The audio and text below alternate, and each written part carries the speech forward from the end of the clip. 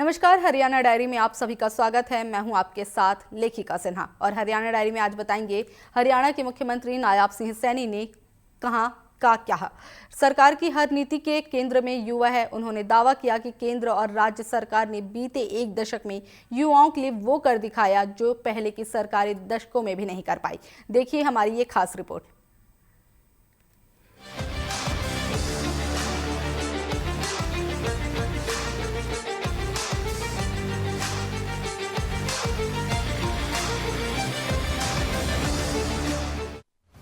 पंचकुला में 29वें राष्ट्रीय युवा महोत्सव 2026 के लिए हरियाणा राज्य के प्रतिनिधि मंडल के साथ ही आयोजित प्रेरणादायी संवाद कार्यक्रम में मुख्यमंत्री नायब सिंह सैनी मुख्य अतिथि के रूप में शामिल हुए।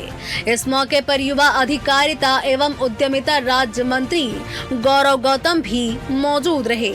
कार्यक्रम से पहले मुख्यमंत्री ने राष्ट्रीय युवा महोत्सव में भाग लेने जा रहे 64 युवाओं के साथ सामूहिक चित्र खिंचवाया और प्रतिनिधि मंडल को झंडी दिखाकर रवाना किया। यह दिवस राष्ट्रीय संत स्वामी विवेकानंद जी के जन्म दिवस पर मनाया जाता है। साथियों, हम सब जानते हैं कि स्वामी विवेकानंद जी जन्म से विवेकानंद नहीं थे, वो विवेकानंद अपने कर्म से बने।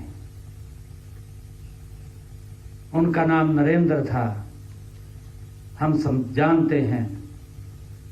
परंतु जो उन्होंने तपस्या, जो उन्होंने काम किए, आज पूरी दुनिया में एक श्रद्धा की दृष्टि से स्वामी विवेकानंद जी को देखा भी जाता है, उनका नाम भी लिया जाता है।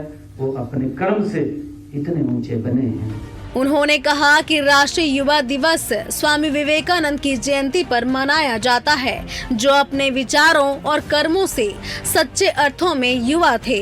मुख्यमंत्री ने ये भी कहा कि किसी भी राष्ट्र का भविष्य उसकी युवा शक्ति तय करती है और हरियाणा का युवा हर क्षेत्र में अग्रणी भूमिका निभा रहा है।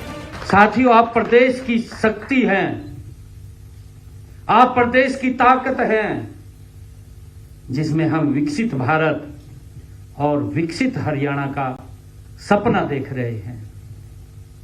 देश के यशस्वी प्रधानमंत्री आदरणीय नरेंद्र मोदी जी का जो संकल्प है, जो उन्होंने संकल्प लिया है कि भारत 2047 तक ये विकसित राष्ट्र बनकर के खड़ा हो जाएगा, आप उस सपने के संवाहक हैं। ये हम सब के लिए बड़ी गौरव की बात है। मुख्यमंत्री नायब सिंह सैनी ने प्रधानमंत्री नरेंद्र मोदी के कथन का उल्लेख करते हुए कहा, युवा सशक्तिकरण ही सशक्त भारत की कुंजी है। उन्होंने ये भी कहा कि प्रधानमंत्री के प्रयासों से भारत आज विश्व की चौथी सबसे बड़ी अर्थव्यवस्था बना है और 2047 तक विकसित भारत बनने का लक्ष्य तय किया गया है। मुख्यमंत्री ने बताया कि सरकार ने अपने वादे के अनुसार 24,000 युवाओं को ग्रुप सी की सरकारी नौकरियों के नियुक्ति पत्र सौंपे हैं। कि आज भारत विश्व की चौथी सबसे बड़ी अर्थव्यवस्था बना है मात्र 11 वर्षों में।